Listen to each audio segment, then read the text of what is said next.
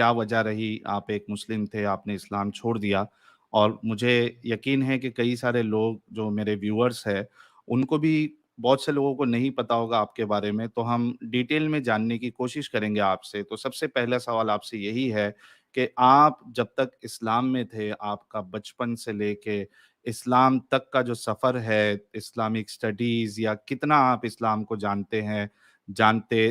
और कितना अमल करते थे या क्या माहौल था आपका? हमें और हमारे व्यूअर्स को बताइए। The mic goes to you. Sahil साहब, मेरा एक आम जैसे होते हैं मुस्लिम घराने उनमें जन्म हुआ। और ऐसी कोई कट्टरता जैसी कोई बात ही नहीं थी। और जिस तरह से सबने नमाज पढ़ ली तो पढ़ ली, नहीं पढ़ी तो नहीं पढ़ी। बचपन से ऐसा कोई प्रेशर नहीं था। फिर अचानक से माहौल आता है तबलीग जमात का। तबलीग जमात तो हुँ। घर घर जाके एक कट्टरता को फैलाती है। और उसी बीच मैं भी तबलीग जमात में गया।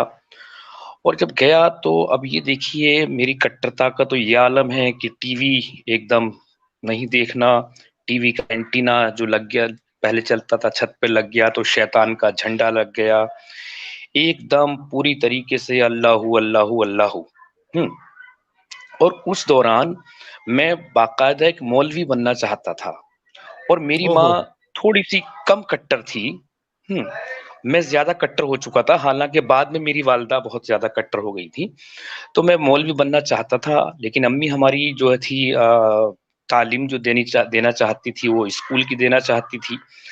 तो मैं रोया और रो रो के बोला कि अम्मी, मैदान हश्र में, रोजे महशर, मैं आपका दामन पकड़ूंगा, कहूंगा कि या अल्लाह, मेरी इस माँ ने मुझे मौलवी बनने नहीं दिया। तो हुँ। मेरे ऊपर 3 बार किस्मत मेहरबान हुई है, कुदरत मेहरबान हुई है। एक तो ये था कि मैं मौलवी नहीं बना। हम्म वरना तो आज कैसा आहा! मौलवी हो सकता था, किस तरह का। लेकिन अगर मौलवियत के बाद मैं एक्स मुल्ला होता और एक्स मोमिन होता तो शायद और ही कुछ बात होती। खैर, बहरहाल, तो इस्लाम को जो छोड़ने का असर ये ऐसा नहीं होता कि रात को सोए और सुबह को एक्स मुस्लिम हो गए, या एक पॉइंट सामने ऐसा आया, दिल टूट गया। हम जिससे बहुत बहुत प्यार करते हैं, उसकी हजारहा बुराइयों को माफ करते जाते हैं। आजकल मैं हुँ। देख रहा हूँ जितने भी यहाँ पर आ रहे हैं सुनने, उनके दिमागों तक बातें पहुंच रही है और उनके दिल तक भी घर बना रही है, लेकिन इस्लाम की रस्सी इतनी मजबूती से पकड़े हुए हैं कि छूटने का नाम ही नहीं ले रही। तो मुझे लाइफ का पहला एक झटका लगा था। फिर इस्लाम थोड़ा सा कम प्रैक्टिस में आ गया मेरी। तो शायरी का शौक था और मैंने, यार, एक गीतकार बनना है, गाने लिखने हैं। मुंबई आ गए और 2005 की बात है। और कोई जानता नहीं था मुझे और मेरे पास पैसे भी उतने नहीं थे, तो फुटपाथों की जिंदगी गुजर रही थी। लेकिन उस वक्त भी फुटपाथ पर भी मैं रोजे बराबर रख रहा था। और हुँ। एक दिन ऐसा हुआ कि मुझे भूख लगी, खाना नहीं था। और रोजे के बाद अफ्तार पे खाना ना मिले, कैसा रहेगा, कैसा लगेगा। तो एक शख्स गेरुआ कपड़ों में आया, उसने मेरे आगे पराठे किए। तो जब पराठे किए, मैं देख रहा था, मैंने, यार, ये तो काफिर है, ये तो जहन्नुम में जाएगा, और मैं इसके हाथ का कैसे खा लूं, ये तो मेरी नेकियां छीन लेगा, आज का रोजा इसी के हुँ। नाम हो जाएगा। ये सारी बातें चली चली चली, लेकिन भूख तो अब जब अपने शबाब पर होती है तो इंसान इंसान को भी मार के खा जाएगा, है ना। हुँ। तो मैंने खा लिया। लेकिन कई दिन तक मैं सदमे में रहा, ये मुझसे क्या हो गया, क्या नहीं हुआ। एक तो ये चीज थी, थोड़ा सा मैं कुछ ऐसी जगह पर हूँ, आवाज वगैरह बैकग्राउंड में बाहर की सुनाई दे सकती है, इसके लिए माफी हुँ। चाहूंगा आपसे भी और सभी लोगों से। तो एक वाकया ये हुआ, ये घटना बीत गई। फिर हुआ ये कि एक लड़की से मोहब्बत हो गई, उससे शादी ओहो! करना चाहता था। तो हुँ, हुँ। उसने कहा कि मेरे लिए तुम 10 दिन जान देने की बात करते हो, क्या मेरे लिए तुम 10 दिन नहीं दे सकते? मैंने, जी कैसे? हुँ। विपश्यना में चले जाओ 10 दिन के लिए, मेडिटेशन करो। और उसमें कोई अल्लाह भगवान की कोई बात नहीं बताई जाती। आपके आप तो चाहे वो जो हिंदू, मुस्लिम, लड़की थी, सिख, ईसाई। इमरोज़ जी। भाई, आई एम सॉरी, मैं बीच में कुछ सवालात मेरे होंगे तो मैं आपसे पूछ लूँगा, I am sorry for that. वो जो लड़की थी जिससे आपको मोहब्बत हुई, आप शादी करना चाहते थे, वो मोमिना थी या नॉन मोमिना थी वो? नॉन मोमिना थी सर। मोमिना तो अच्छा, इतनी अच्छी राय दे ही नहीं सकती कभी, कि तो आप नॉन विपश्यना में मोमिना चले से जाओ, आप आपको मेडिटेशन। मोहब्बत कैसे हो गई? नॉन मोमिना से तो मोहब्बत और शादी तो आप कर ही नहीं सकते। जी, बिल्कुल। और देखिए, उस जब माहौल सबसे बड़ी चीज़ होती है, जो हमारे हिंदुस्तानी मुस्लिम है ना, तो हिंदुओं के बीच में रह रहकर ये भी सेकुलर से हो गए, काफ़ी सेकुलर हो हुँ, गए। तो जब मुंबई जो फ़िल्म इंडस्ट्री तो बहुत सेकुलर है, और उससे पहले मैं कुछ मेडिटेशन सेंटर, कुछ जगहों पर आता-जाता रहता था। तो ऐसे से मुझे बड़े प्यारे-प्यारे काफ़िर मुशरिक मिल चुके थे। और फिर उस बीच वो फ़ेसबुक पे टकराई, ये फ़ेसबुक लव था जिसका हुँ, मतलब एंड अच्छा ही नहीं होता। तो उन्होंने कहा कि आप चले जाइए, तो मैं वहाँ गया, और वहाँ जाकर जो मैंने देखा उन 10 दिनों में, मैंने यार असली इबादत तो ये है, इनके पास तो कोई खुदा भी नहीं है। आपने हुँ, मेडिटेशन किया तो वो चेहरे पे वो रंग, रूप, वो नूर दिखना चाहिए। यहाँ तो नमाज़ पढ़-पढ़ के माथा काला हो जाता है, और यहाँ तो एकदम अलग ही निखार, ऐज भी 5 साल कम दिखने लगी, ये क्या? मैं वहाँ से आया, एक बार और गया, फिर ख़ैर वो लड़की लाइफ़ में नहीं रही, लेकिन हुँ, एक फ्रेंड के रूप में आज भी कभी-कभी बात हो जाती है। तो मैंने उनको गुरु देवी का दर्जा दिया, आपकी वजह से मैं इस मकाम पर पहुँचा। लेकिन फिर जब साहिल साहब लॉकडाउन लगा, हुँ, लॉकडाउन ने काया पलट दी। मैंने सोचा कि यार सबका सच लिखना चाहिए, जो भी है अपना, हिंदुओं ने मुस्लिमों का लिख दिया, मुस्लिमों ने हिंदुओं का, सिखों ने उसका, ईसाइयों ने उसका। एक सच ऐसा सबका हो, और कि किताब से नहीं होगा, क्योंकि हुँ, किताबों से किताबें तो हज़ारों बार लिखी और लिखी जाती रहेंगी। मेरी आँख से जो दिख रहा है, हिंदू, मुस्लिम, सिख, ईसाई, जैन, बौद्धिस्ट जो भी हैं, ये अच्छे हैं या बुरे हैं, ये मुझे इनकी किताब से क्यों जानना? मेरे सामने जैसे हैं, ज़ाहिर-सी बात है, इनके पीछे शिक्षा, दीक्षा सब कुछ वैसा ही है, वैसे ही आउटपुट हुँ, है। तो मैंने लिखना शुरू किया, 10-12 पेज लिख डाले मैंने। मैंने शुरू का था वो लिखा ईमानदारी से। उन वक़्त सुशांत सिंह की मौत हुई थी, और मैंने जो था डाला, तो मुझे हिंदू मेरे ऊपर चढ़ के आ गए काफ़ी। मैंने यार ऐसा हुँ, क्या कह दिया? तो ये तो कुछ गलत कह दिया, कि मैंने यार मैंने तो पूरी ईमानदारी से लिखा था, फ़ेसबुक पे पोस्ट किया था। उसके बाद फिर मैंने एक पोस्ट और की, फिर मुसलमान चारों तरफ से आ गए। उस वक़्त मुसलमान खुश हो रहे थे, लेकिन यहाँ हुँ, पर आ गए, और वो मैसेंजर पे गालियाँ, बदतमीज़ियाँ, कहाँ रहता तू, वो अपना एड्रेस दे, जाहिल कहीं का। मैंने यार हिंदुओं ने क इससे ज़्यादा सख्त तो मैंने हिंदुओं को बोला था, इतना सख्त तो हुँ, इनको बोला भी नहीं है। और हिंदुओं ने सिर्फ़ गाली-वाली दी, लेकिन कहाँ रहता है तो मेरा एड्रेस तो जानने की कोशिश नहीं की। मैंने हुँ, चलिए अब सबका सबका सच लिखा जाए। तो जैसे-जैसे साहिल साहब वो किताब आगे बढ़ती गई, हुँ? और तबलीग जमात वाला इल्म था, जिसमें लोंडियों को भी ऐसे दिखाया जाता जैसे घर की नौकरानियाँ हों, खुल के नहीं बताया जाता, है ना? वो वाला हुँ, इल्म था। हम तो ये सोचते थे, ये रसूलुल्लाह के घर में एक चूल्हा-चौका कुछ करती होगी, झाड़ू-पोछा, ये उस टाइप की है ना? तो जब लिखते गए, जैसे-जैसे किताब लिखते, ईमान वाला काफ़िर लिखी जाती रही, वैसे-वैसे ईमान साथ छोड़ता चल गया।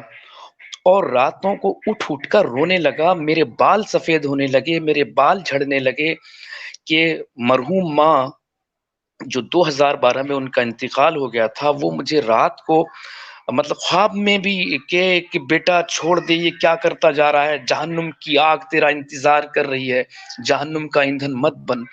मैंने क्या है, क्या नहीं है, उस वक़्त मुझे ऐसा कोई चैनल भी हो सकता है, ये भी इल्म नहीं था, कोई इस्लाम को छोड़ सकता है, ये भी इल्म नहीं था।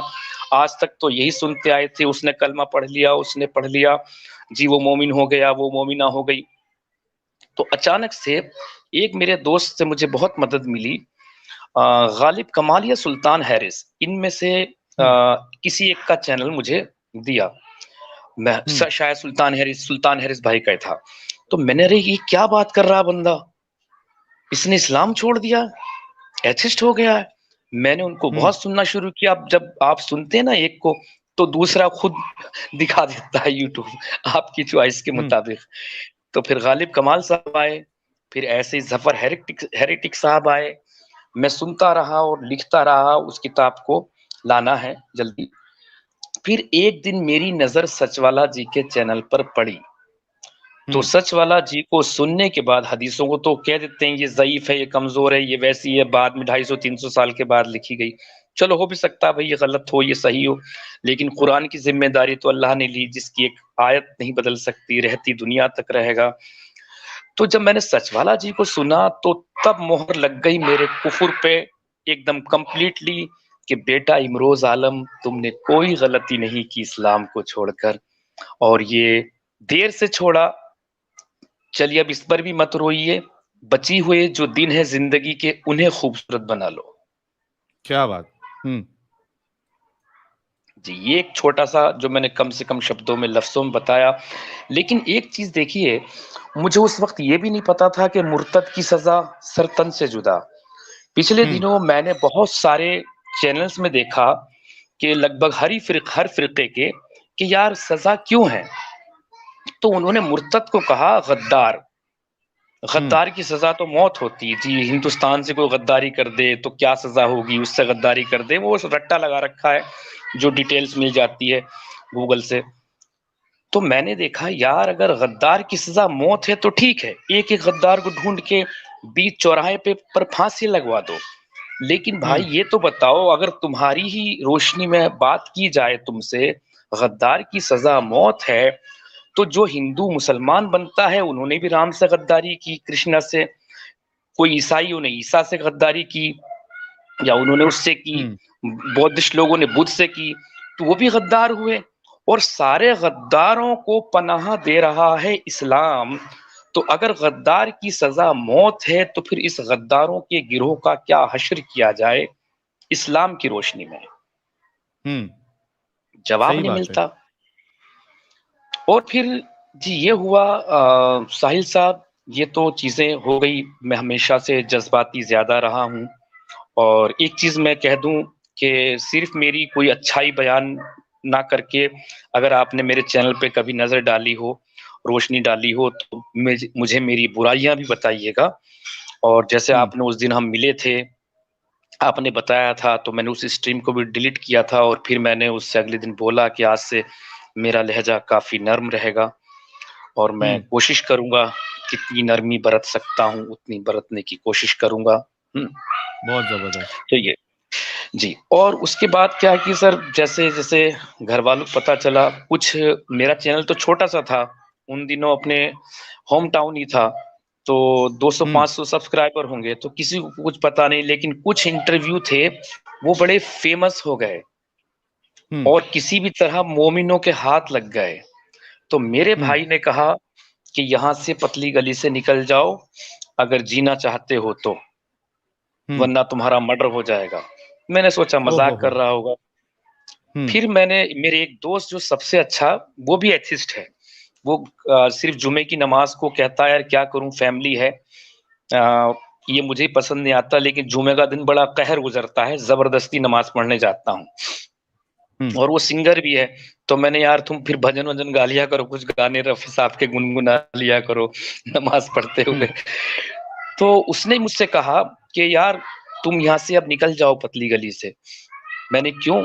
बोले यहाँ बहुत सारे लोगों को पता चल चुका है, और खिलाफ कौन थे कि कहाँ है उसे ढूँढो, जो शराब भी पीते हैं, जुआ भी खेलते हैं, हरामखोरी भी करते हैं, दूसरों का हक भी मारते हैं। माशाअल्लाह वो सबसे अच्छे पक्के मुसलमान आशिक रसूल। हुँ, हुँ, तो ये रहा। फिर एक रिक्शा वाला मुझे अक्सर मिल जाता था, लंबी-सी दाढ़ी थी उनके, तो बोला, "भाई क्या कर रहे हो तुम? 3-4 दिन से तुम्हें कुछ लोग ढूँढते फिर रहे हैं।" वो अक्सर मुझे हुँ, मिल जाते थे। तुम, और इत्तेफ़ाक की बात वो रिक्शा वाला मुझे ज़्यादा मिलता था। तो बोले, "ऐसे-ऐसे ढूँढते फिर रहा है, तुम गुस्ताख़ी रसूल हो, कुछ ऐसा कर रहे हैं।" मैंने, भाई रसूलुल्लाह के ऊपर बात तो आपसे भी हुई है। क्या मैंने कोई गुस्ताख़ी की कभी? कोई नाज़ेबा कोई लफ़्ज़ मैंने इस्तेमाल किया शान रसूल में? हुँ, बोले, "नहीं भई, मैंने कुछ सवाल ही तो हुए।" बोले, "हाँ।" बोले, "नहीं भाई, मुझे तो डर लगने लगा अब तुमसे भी।" हुँ, मैंने, "अच्छा।" तो फिर देखा तो कुछ और भी चीज़ें, बहुत सारी चीज़ें सामने आने लगी। तो फिर साहिल साहब घर से ये आलम हुआ कि एक जोड़ी कपड़े हाथ में आए भागते भूत की लंगोटी बहुत। तो उस तरह से फिर मैं निकला, घर से भागा। कुछ दिन वैसे रहें, बड़ी अफरा-तफरी के रहें। 6-7 दिन कैसे हो सकते हैं जब आपके पास पैसे भी ना हो, घर भी ना हो। और मुंबई आया तो रुका भी मोमिनों के बीच में। हुँ। वहाँ से फिर अलग हुए, और अभी भी जहाँ पर हूँ, तो काफ़ी लोगों को जो है अंदेशा हो चुका है, पता सा चल चुका है, तो वो जगह भी चेंज कर दिया हूँ। अभी भटकाव का रास्ता है थोड़ा, इमरोज़ ये भाई, सब पता एक लगा। सवाल आपसे ये है कि यानी अब जैसे मैंने मेरा जब चैनल ओपन किया था, तो हमें ये अंदाज़ा ऑलरेडी होता है मुसलमानों को कि भाई अगर कोई इस्लाम छोड़ देता है, तो खुद मुसलमान उसका जीना जो है वो हराम कर देंगे। ये मुसलमानों को भी अच्छे से पता है, हमारे घरवालों को पता है, हर किसी के घरवालों को पता है। इस वजह से हर कोई डरता है, यानी अगर आपके घरवाले जो है, वो आपकी बातों से सहमत नहीं है, तो भी वो तो चाहेंगे कि ठीक है, आप उनके साथ नॉर्मल ज़िंदगी गुज़ारो। मतलब सबका नहीं होता है मामला, बहुत से घरवाले जो है बहुत ज़्यादा कट्टर होते हैं। लेकिन जो घरवाले आपको भगाना नहीं चाहते, उनको भी ये पता होता है कि अगर लोगों में ये बात फैल गई, मुसलमानों में, मोहल्ले में, मस्जिद में, तो खुद मुसलमान जो है वो आपको जीने नहीं देंगे। ये हर किसी को पता होता है और यही वजह है कि हिंदुस्तान में या पाकिस्तान में कोई भी एक इंसान या एक्स मुस्लिम जब वो अपना एक्टिविज़्म स्टार्ट करता है, चैनल ओपन करता है, तो वो अपना चेहरा नहीं दिखाता। अभी हमारे वहाँ भी कई लोगों के चैनल हैं जो अभी तक उन्होंने अपना चेहरा नहीं दिखाया, बल्कि कई सारे लोग ऐसे हैं जो अपनी आवाज़ भी नहीं असल आवाज़ भी नहीं सुनाना चाहते, वो वॉइस चेंजर यूज़ करते हैं, ठीक है? तो इतना सब पता होने के बाद आप अपने चेहरे के साथ क्यों आए? क्योंकि अगर ये सवाल मुझ पे आए, तो मैं तो चेहरे के साथ सामने नहीं आना चाहता था, मैं तो चेहरा छुपा के काम करना चाहता था, लेकिन मेरी डॉक्सिंग की गई, मेरे दोस्तों को जब पता चला तो उन्होंने मेरी आइडेंटिटी लीक की, सब जगह बताया, तो मेरे पास तो समझो एक वैलिड रीज़न है, चेहरा दिखा के करने के लिए। लेकिन आपको तो लोग नहीं जानते थे, आपकी आइडेंटिटी लीक नहीं हुई थी, फिर आपने इतना बड़ा रिस्क क्यों लिया? आपको ये तो पता ही मेरे इमोशंस एक पागल की हद तक के हैं। मैंने अपना चेहरा हुँ, क्यों दिखाया? इसमें रीज़न 3 लोग हैं जिनमें से एक आप भी हैं। ओके। वजह, जिस दिन आप इंडिया टीवी पर आए थे, समीर हुँ, भाई, आप और परवीन दीदी, है ना? तो हुँ, जब आप लोग आए, मैंने देखा, मैंने यार अब इनका क्या होगा? अब इनका होगा क्या? ये तो मार दिए जाएँगे। और मैं सामने था, मैं हरिद्वार गया हुआ था। मैंने सोचा चलो एक बड़ी प्यारी-सी नदी है गंगा, उसमें नहा भी लेते हैं, देख लेते हैं। तो हुँ, वहाँ से जब मैंने आप लोगों को देखा तो मैं, कहते हैं ना जब आँख में आँसू आए, तो मुँह धो लेना चाहिए। तो मैंने हुँ, उसको देखते हुए प्रोग्राम को मुँह धोया, ताकि मेरी आँख के आँसू दिखे ना। फिर मैंने अगले दिन वो वीडियो आज भी पड़ी है, इंडिया टीवी पर जब लोग आप लोग आए थे, उस दिन मैंने एक छोटी-सी वीडियो बनाई, और मैंने ये लोग अकेले क्यों मरें? मरना है तो एक हुँ, चौथा मैं क्यों नहीं हो सकता? तो हुँ, वो जज़्बात में मैंने फैसला लिया था। ओके। जज़्बात में फ़ैसला जी। लिया था आपने, लेकिन आपके ऊपर मुश्किलें जो है वो बढ़ती जा रही है। मैं मेरे जितने दर्शक हैं, उनसे ये रिक्वेस्ट करना चाहूँगा कि और ख़ास करके जो मुस्लिम एक्स मुस्लिम्स बनते हैं, आप सभी से गुज़ारिश है कि आप लोग अगर एक्टिविज़्म करना चाहते हैं, तो अभी ऐसा माहौल नहीं बना है हिंदुस्तान में। हमारी ये कोशिश है कि वैसा माहौल आया जाए कि हम खुले तौर पे अपनी ज़िंदगी गुज़ार सकें, बिना किसी खौफ़ के, बिना किसी जान के खतरे के। ये हमने एक अपने ऊपर ज़िम्मेदारी ली है कि मुसलमानों की आँखें खोलना है, ताकि उनके अंदर से ये कट्टरता निकल जाए। लोग अपने घरवालों को इस तरीके से भगा देना या उनका साथ छोड़ देना, ये छोड़ दें, दोस्ती अपनी ना ख़त्म करें। तो ये तो हम कर रहे हैं, लेकिन जब तक आप अगर एक्स मुस्लिम होते हैं, तो आपने अपना सिचुएशन खुद एसेस करना है, आपने देखना है कि आपके घरवाले कितने कट्टर हैं, कितना आपके ये डिसीज़न को वो लोग एक्सेप्ट करेंगे, या नहीं करेंगे, आपके मोहल्ले वाले कैसे हैं, आपके दोस्त कैसे हैं, ये सब चीज़ देखकर फिर आपको फैसला लेना है कि आपको अपने घरवालों को अभी फ़िलहाल बताना है, आपके दोस्तों को बताना है, नहीं बताना है। आप खुद ज़िम्मेदारी आपको लेनी पड़ेगी, ऐसी ज़िम्मेदारी कि उस वजह से आपकी ज़िंदगियाँ जो है वो रिस्क में ना आए। तो ये मेरी सभी लोगों से गुज़ारिश है। ख़ैर आगे बढ़ते हैं इमरोज़ भाई, आपने अपनी जी। कहानी बताई। ये बताइए कि अच्छा, एक चीज़ और। जी, को जी, बोलिए। जी, प्लीज़ आप बोलिए। जी, कहिए, कहिए। अच्छा, मैं ये कहना चाह रहा था, ये मोमिन होते कैसे हैं? माँ तो रही नहीं थी, बहन की शादी होनी थी और मेरी जो भी गुंजाइश थी, मैंने वो सब कुछ किया और जिनसे शादी होने वाली थी, तो सब खिलाफ थे उस शादी के घर में उसमें। तो मैंने उनसे सिस्टर से कहा था, देखो ये लाइफ़ तुम्हें जीनी है। हालाँकि वो कज़िन मैरिज थी, ये वादा मैंने उस वक़्त किया था जब मैं मोमिन हुआ करता था। वो हो गई, हुँ, खुश रहे अपनी लाइफ़ में। तो मैंने उससे कहा था कि देखिए ये ज़िंदगी तुम्हें गुज़ारनी है, चाहे किसी से भी शादी करो तो मैं सिर्फ़ 2 ही बातें पूछूँगा, वो इंसान हुँ, कैसा है चूँकि अच्छा-बुरा हर जगह पर मिलेगा और फिर वो हुँ, काम क्या करता है, बिना पैसे के जीवन नहीं चलता, प्यार-व्यार कुछ नहीं होता लाइफ़ में, ठीक है? हुँ, तो फिर उस शादी के लिए मैं आगे बढ़ा और उन्हें भी ताकत मिली, हिम्मत मिली, वो लड़का मुझसे रोज़ बात करता था। हाँ, कुवैत में रहता था और मेरी जो हिम्मत थी, औकात थी, मैंने वो किया और ये देखिए हमारे पापा इतने खिलाफ थे, उन्होंने कहा था कि बारात भी यहाँ नहीं आएगी। हाँ, उस लड़की के, तो हमने हुँ, शादी अपने मामा के यहाँ से रखी, तय की। मामा के यहाँ से हुँ, तय की तो माँ तो थी नहीं हमारी क्योंकि ये घर की जो महिला एक खातून होती है, वही काम अच्छे से सँभालती है। तो उनकी शादी वहाँ से तो जब उन्हें पता चल गया कि इस्लाम छोड़ चुका हूँ मैं, तो एक इकलौती बहन और उसका बड़ा भाई मैं, शादी में सबको इनवाइट किया गया और मुझे पूछा तक नहीं।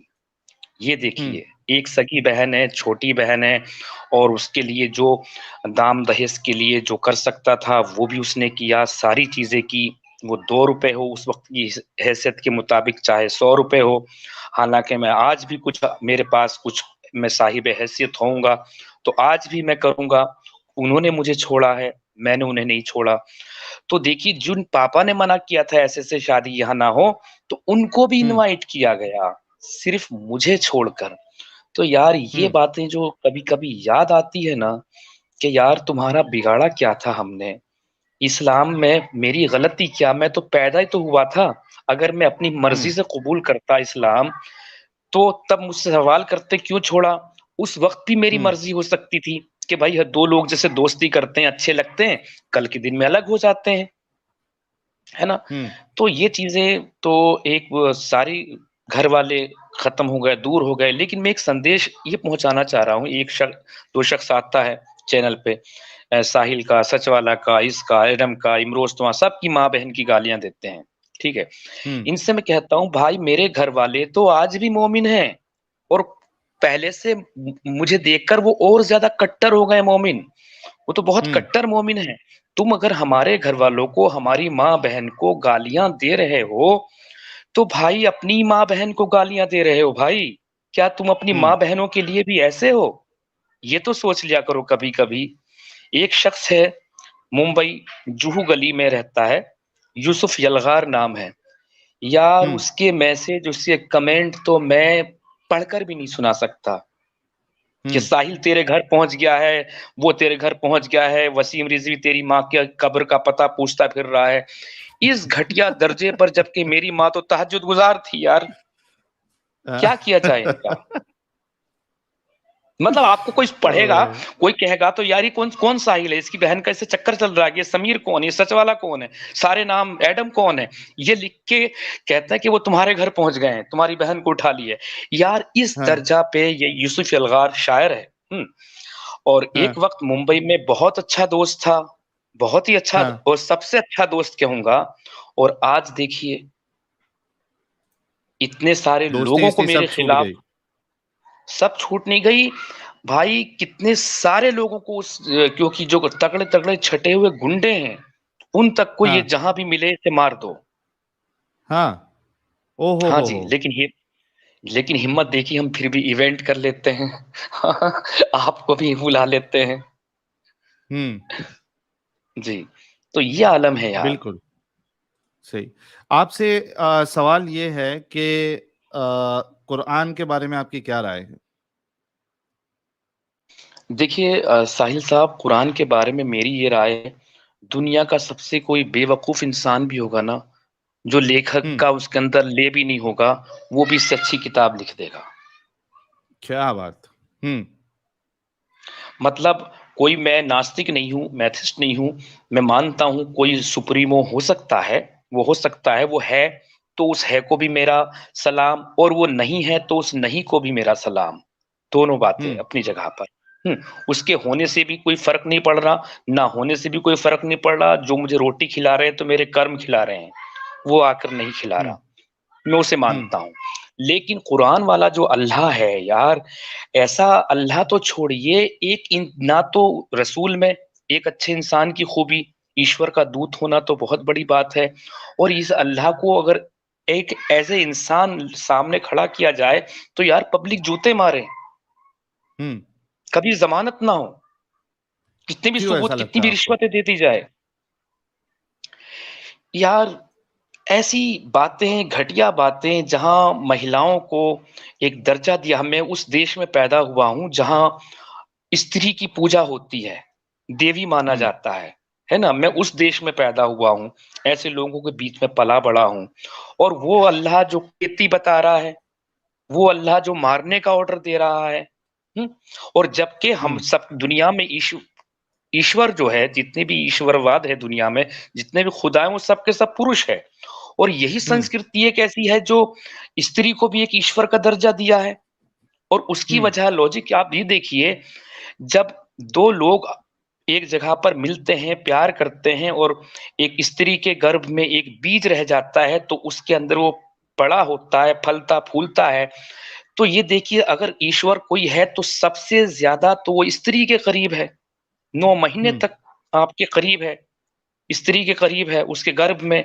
फिर जैसे ही आप पैदा होते हैं, तो उसने अपनी मर्ज़ी से दूध नहीं उतारा अपनी छातियों में, तो वो हुँ, आ गया, तो आप दूध पी रहे हैं।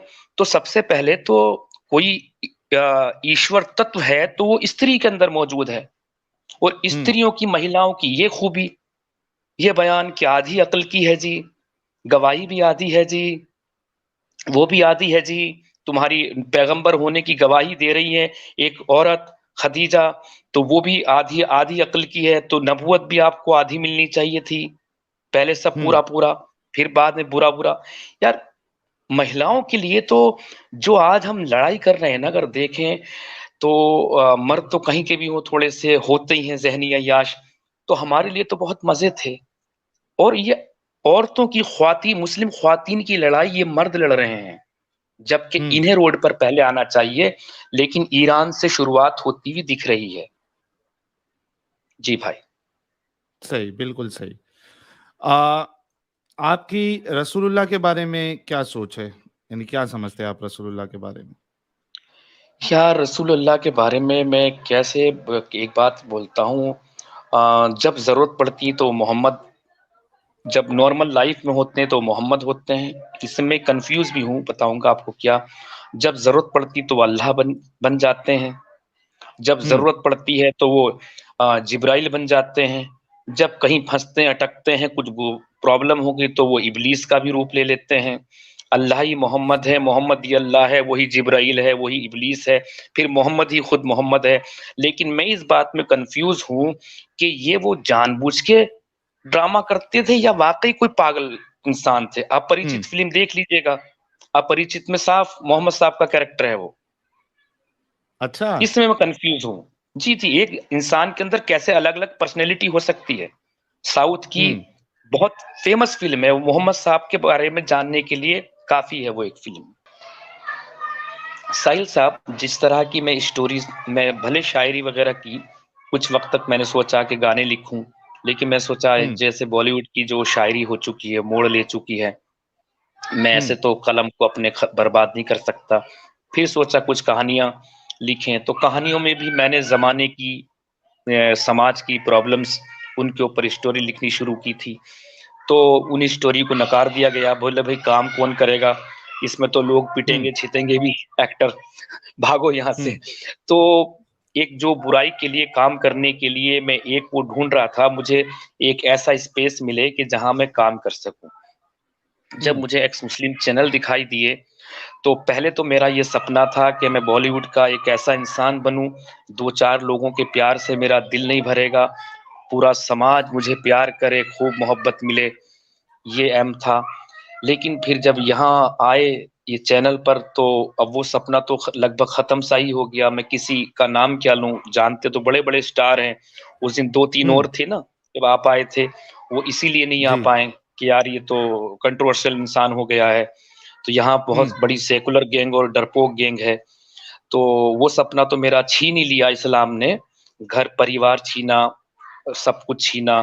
फिर मेरा जो ख्वाब था बचपन से वो छीना। अब आखिरी ख्वाब ये है कि मैं अपने जीते जी इस्लाम को थोड़ा सा तो तबाह होते हुए देख लूं, इस्लाम को बर्बाद होते हुए और मुसलमानों को आबाद होते हुए।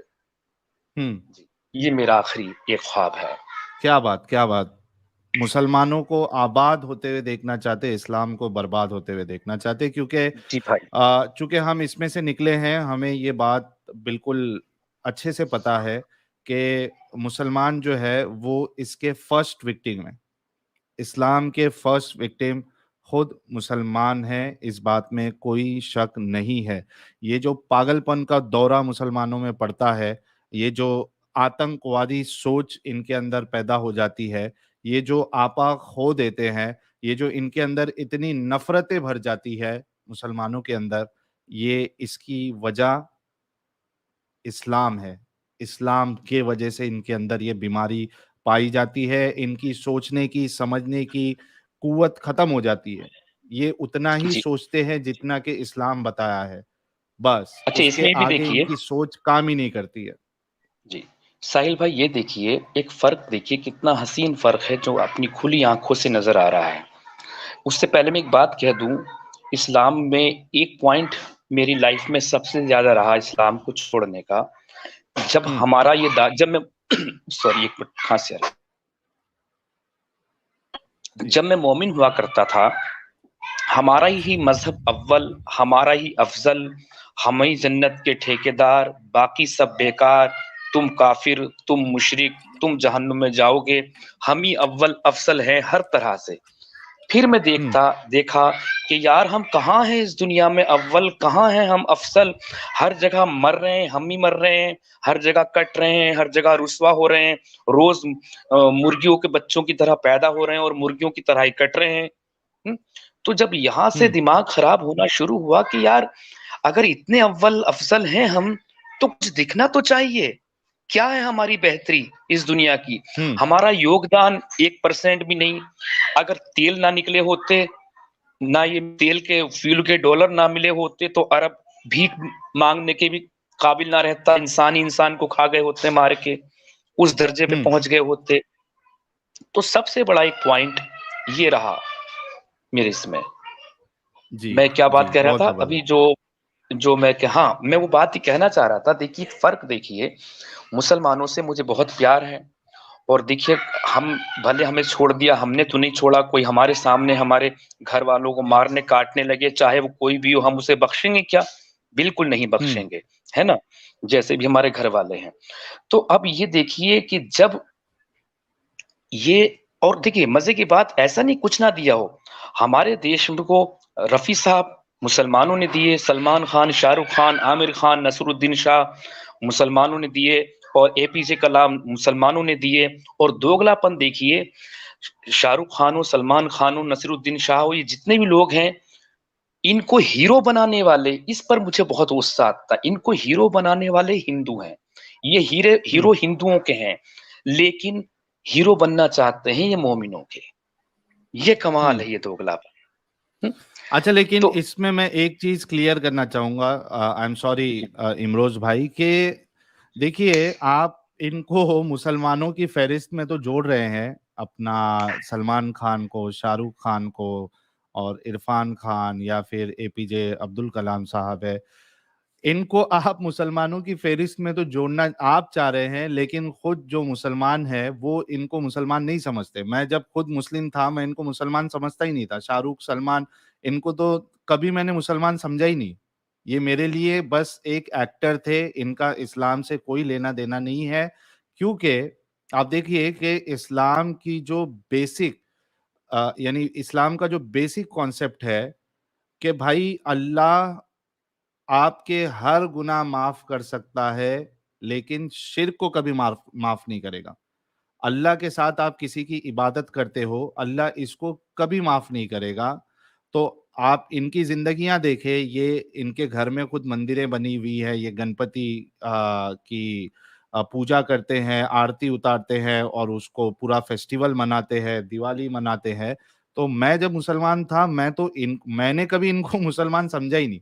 और मेरे जैसे लाखों करोड़ों मुसलमान हैं जो इनको मुसलमान नहीं समझते। ये तो आपका बड़प्पन है कि आप इनको मुसलमानों की फ़हरिस्त में नहीं, दिया डाल नहीं रहे सर, सर, हैं। सर नहीं, नहीं, नहीं, आप लॉजिक नहीं समझे। मुसलमानों से पूछोगे ना किसी मौलवी के पास, तो कहेगा कि शाहरुख खान हाँ, की तो जहन्नुम में सीट बुक है, आमिर खान की हाँ, जहन्नुम में सीट बुक है। ये मुसलमान माने ना माने, लेकिन ये हाँ, मुसलमानों के हीरो बनना चाहते हैं। अच्छा। पॉइंट ये है। हाँ, ये बनना ओके। चाहते हैं। तो सवाल ये है कि भाई 900 चूहे चूहे खा के बिल्ली हज को चली, लेकिन ये बिल्ली कितनी बार 900 चूहे खा खा के हज करती रहेगी? हम्म? हुँ, हम तो बोलकर गुस्ताखी कर रहे हैं और ये तो अमल से गुस्ताखी कर रहे हैं।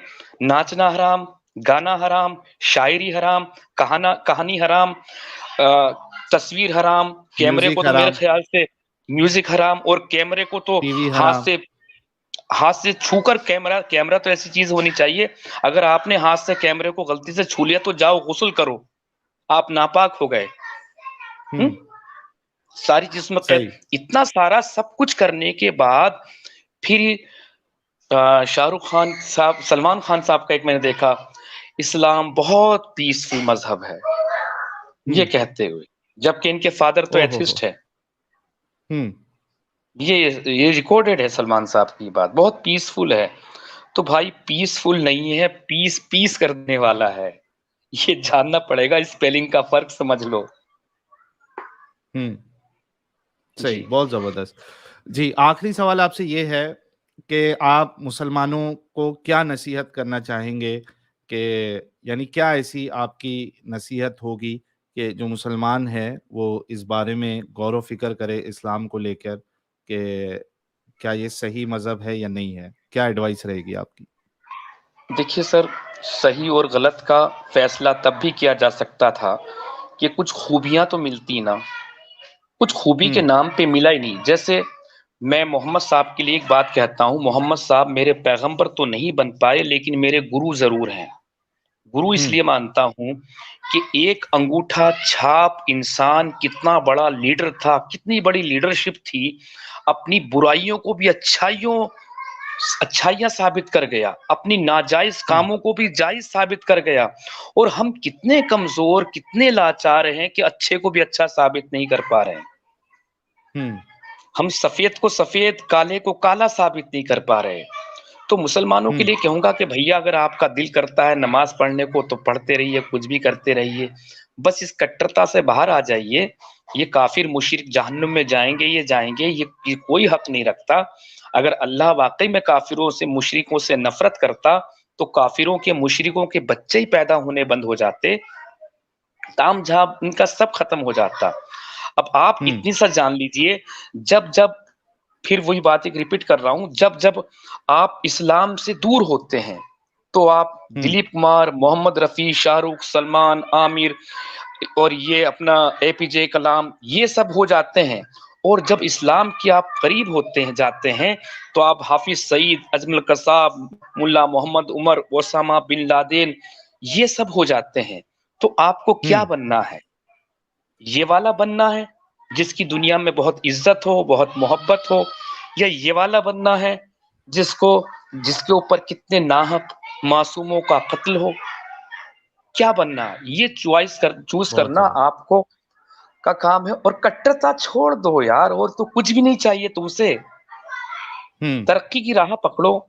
कितना कि बहुत टैलेंट है भाई। मैं कहता हूँ हिंदुओं से ज्यादा इस देश में मुसलमानों के पास टैलेंट है।